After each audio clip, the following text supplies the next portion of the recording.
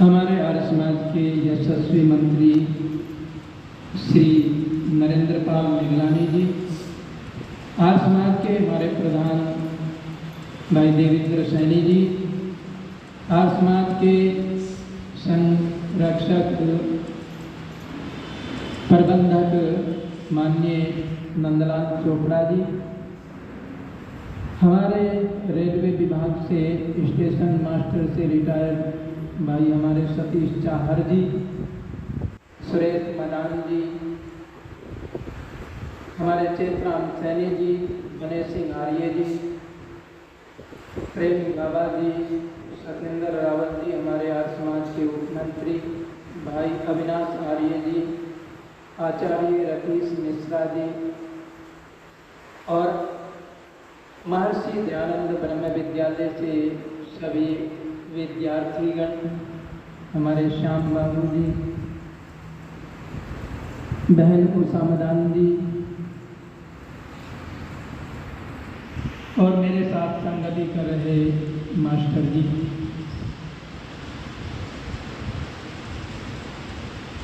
महर्षि स्वामी दयानंद जी महाराज ने ऐसा कोई विषय नहीं छोड़ा जिस पर उन्होंने प्रकाश नहीं डाला।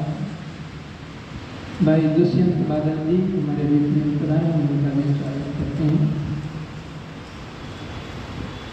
अभी हम बता रहे थे कि हम अपने जीवन को पवित्र कैसे बनाएं। जब तक हम स्वाध्याय नहीं करने के श्रवण मनन और निध्यासन, एक सूत्र ये भी महर्षि पतंजलि ने हमको दिया है। तो हमें क्या करना चाहिए? जीवन को सफल बनाने के लिए, शुद्ध बनाने के लिए, पवित्र बनाने के लिए, संसार में अपने आप को चमकाने के लिए श्रवण मनन और निधिध्यासन। ये श्रवण क्या है? वेद का सुनना सुनाना, पढ़ना पढ़ाना, मनुष्यों का पालन धारण। तो हर बात को बड़े ध्यानपूर्वक सुनना, श्रवण और उस पर फिर मनन कर। ये बात समाज के हित में है, मेरे हित में है, इससे किसी का अपकार तो नहीं होगा, ये संसार का उपकार करने योग्य बातें हैं, तो उन बातों पर चिंतन करना, मनन करना। महर्षि स्वामी दयानंद जी ने जितना लिखा है, 3500 पुस्तकों को पढ़ करके और उन्होंने लेखन किया, कितनी पुस्तकों को लिखा, फिर भी उन्होंने कहा ब्रह्मा से लेकर जैमिनी पर्यंत जिन सिद्धांतों को ऋषियों ने माना, यानी ब्रह्मा से लेकर जैमिनी पर्यंत जितने भी ऋषि हुए, उन सिद्धांतों को जिन ऋषियों ने माना, उसी सिद्धांत को मैं समाज के सामने रखा हूँ। इसमें मेरा कोई अपना मत नहीं है। अपना मत तो उन्होंने सत्यार्थ प्रकाश के अंतिम पृष्ठों पर लिखा है, स्वमंतव्य, कि मैं क्या मानता हूँ। और वो बहुत अच्छे वाक्य हैं, हाँ, ये सारा से और लिखे हुए। सत्यार्थ प्रकाश ने भी आखिर में 14 सम्राट के बाद में उन्होंने अपना मंतव्य दिया। वहाँ भी आप देखकर पढ़ सकते कितने सुंदर बातों को उन्होंने कहा। तो पहला है श्रवण मनन और निध्यासन।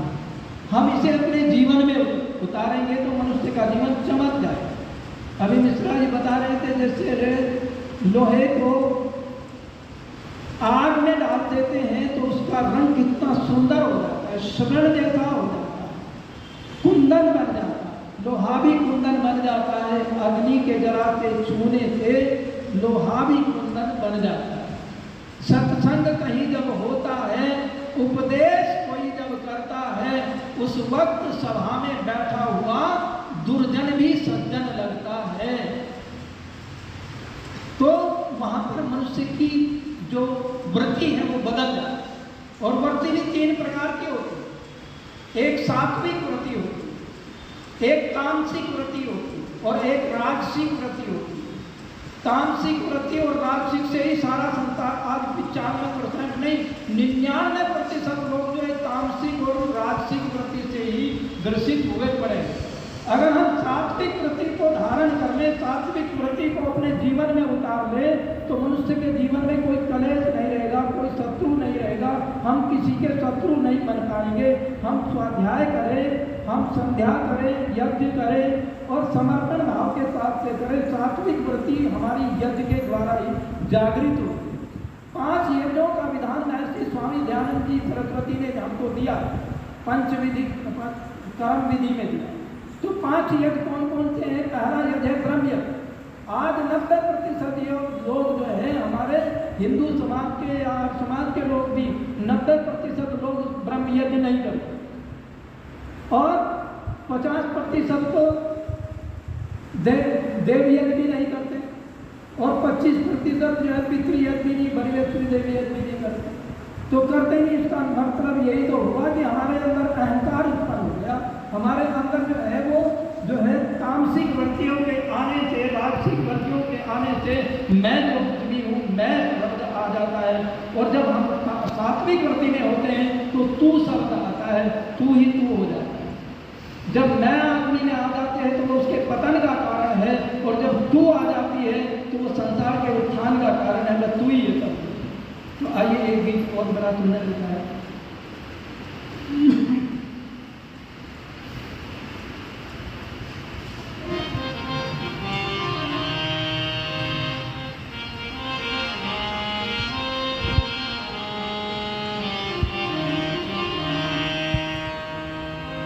मोक्ष की बातें छोड़ो, पहले धरती पर रहना सीखो। क्या कहना क्या नहीं कहना और सुनना क्या कहना सीखो। मोक्ष की बातें छोड़ो, पहले धरती पर रहना सीखो। क्या करना क्या नहीं करना और सुनना क्या कहना सीखो। सुनना क्या कहना सीखो।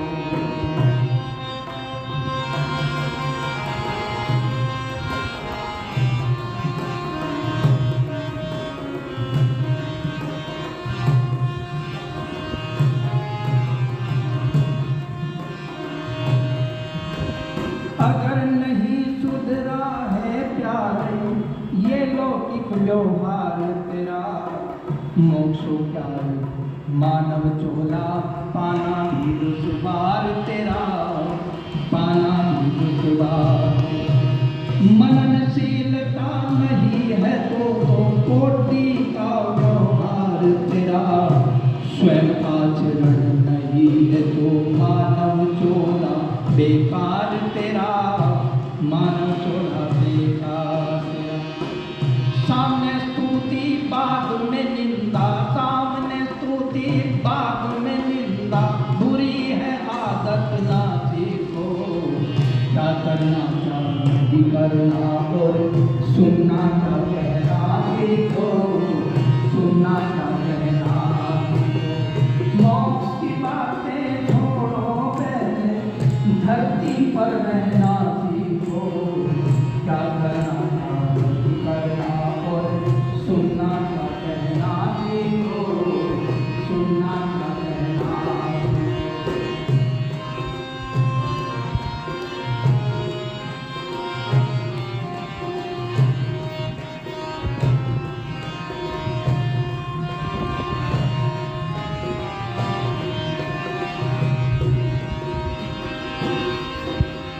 जिसका से कठोर वृक्ष भी फल पाकर झुक जाता है, उसी तरह विद्या पाकर विद्वान सरस हो जाता है। विद्वान सरस हो जाता है। पेट का पैमाना है जीभ या पेट का पैमाना है जीभ या, सारा जगत बताता है।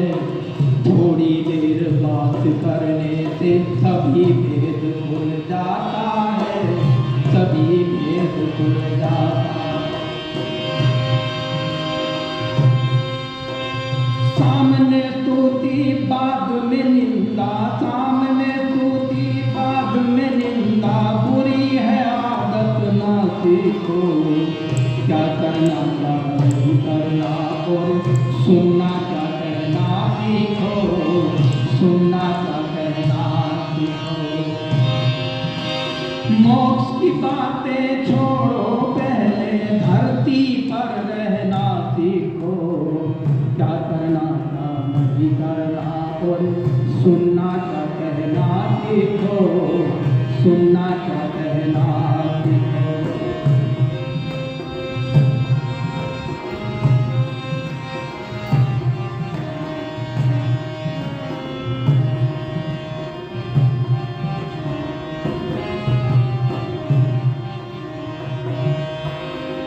आचारहीनम न पुनन्ति वेदा, दयानंद ने बतलाया है। देखो केवल शास्त्रदाता ढोंग जमाना चाहते हो। आचारहीनम न पुनन्ति वेदा, ऋषि हमें बतलाते हैं। देखो शास्त्रदाता तुम ढोंग जमाना हो, रोग जमाना। श्रवण मनन निध्यासन के क्यों नियम नहीं अपनाते हो। गधे की भांति सारा ये बोझ उठाते जाते हो, बोझ उठाए जाते। मन और वचन कर्म से किसी को, मन और वचन कर्म से किसी को भी तुम कहना मत सीखो। कहना सीखो, करना सीखो, करना सीखो, कहना करना। मोक्ष की बातें छोड़ो, धरती पर रहना सीखो। क्या करना नहीं करना, सुनना क्या कहना सीखो, सुनना क्या कहना सीखो।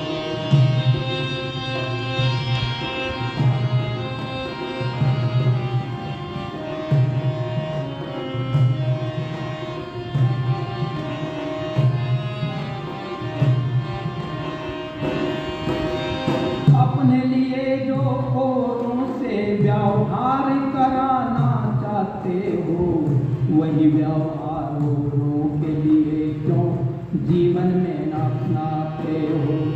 अपने लिए औरों से जो व्यवहार कराना चाहते हो, वही व्यवहार औरों के लिए क्यों नहीं अपनाना चाहते हो, क्यों नहीं अपनाना चाहते हो। सर्वश्रेष्ठ मानव का चोला मिट्टी में मिलाना चाहते हो। औरों को क्या धोखा दो, खुद धोखा खाना चाहते हो, धोखा खाना चाहते हो। शोभाराम जिससे हो जीवन, शोभाराम कलंकित जीवन, वो व्यवहार नहीं देखो। करना चाहो ना चाहो, भाव में रहना सीखो, में रहना सीखो। और उसकी बातें छोड़ो, पहले धरती पर रहना सीखो। क्या करना क्या नहीं करना, और सुनना क्या कहना सीखो, सुनना क्या कहना सीखो। मोक्ष की बातें छोड़ो, पहले धरती पर रहना सीखो। क्या करना क्या नहीं करना, सुनना क्या कहना सीखो, सुनना क्या कहना सीखो। मोक्ष की बातें छोड़ो, पहले धरती पर रहना। बहुत से लोगों को धरती पर रहने का पता नहीं, धरती पर किस प्रकार रहा और बातें बड़ी बड़ी करते हैं, मोक्ष की बातें करते हैं। आज भी एक पाखंडी धूर्त, कई सारे धूर्त पाखंडी जो है आर्य समाज पर, महर्षि दयानंद पर आक्षेप कर रहे हैं, जो जानते नहीं है धर्म के बारे में, जो वेद मंत्रों के बारे में भी नहीं जानते हैं, और कहते हैं कि वेद में राम के जीवन का वर्णन होगा। मैं कर सकता हूँ, अष्टाध्यायी में भी मैं राम के चरित्र का वर्णन कर सकता हूँ। कितने धूर्त हैं जो मनमाने अर्थ कर रहे हैं वेद मंत्रों, और माना अर्थ किया है, उसका अर्थ किया है जो मंत्र है उसका मनमाना अर्थ करके दिखा रहा है, और स्वामी दयानंद को कह रहा है कि उसने बहुत बड़ी भूल की और सामने आने को तैयार नहीं। सारे भारत के सोशल मीडिया पर विद्वानों ने लिखा है, हमने भी आर्य समाज की तरफ से लिखा है, हम शास्त्रार्थ करने के लिए आपसे तैयार हैं, आओ मैदान में, या माफ़ी मांगो, ना तो माफ़ी मांग रहे हैं ना सामने आ रहा है। सारे विद्वान चिल्ला रहे हैं, ये क्यों हो रहा है? हमारी निष्क्रियता का परिणाम है। वो जानते हैं कि ऊपर से लेकर के नीचे से लेकर ऊपर तक है आर्य समाज में संगठन नहीं है। कोई कुछ भी बोल देता है, कोई कुछ भी भौंक देता है। पहले किसी की हिम्मत नहीं पड़ती थी। पहले एक बार हिम्मत की लोगों ने कि सत्याग्रह प्रकाश पर बैन लगना था। एक आदमी ने लिखा, आंदोलन खड़ा हो गया उसके प्रति और केस उसने दायर किया।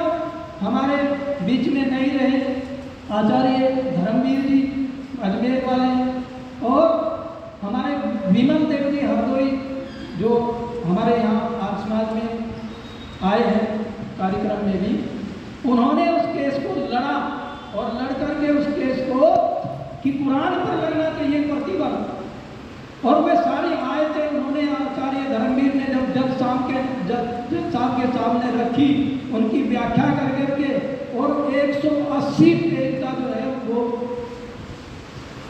उसमें हलफनामा बना करके रखा और कहा कि कुरान पर लगना चाहिए प्रतिबंध। फिर सारे चिल्लाने लगे। जज ने कहा बिल्कुल ठीक कह रहे, ये वायरस से फैलाने वाली 21 आयतें हैं उसके अंदर, जिनसे समाज में जो है एक विघटन पैदा होता है। और जब ये बातें आई, जज ने कहा कि कुरान पर लगना चाहिए प्रतिबंध, तो फिर अपने उसको वापस ले लिया और हम जीत गए। और आज चिल्ला रहे हैं लोग, क्यों चिल्ला रहे हैं पता है मुझे कि आज समाज में संगठन नहीं, समाज न तो माफ़ी मांग रहे हैं और न शास्त्रार्थ की चुनौती को स्वीकार कर रहे हैं। ये क्यों हो रहा है? कि हमारी निष्क्रियता का परिणाम। हमने संध्या करना छोड़ दिया है, हमने यज्ञ करना छोड़ दिया है, हमने स्वाध्याय करना छोड़ दिया है। हमने आज जो है ऋषि दयानंद के नाम पर जो है हम चिल्ला तो रहे हैं, पर उनके सिद्धांतों को रक्षा कौन करेगा? तो आइए बहुत सुंदर एक गीत और आपके सामने रखते हैं।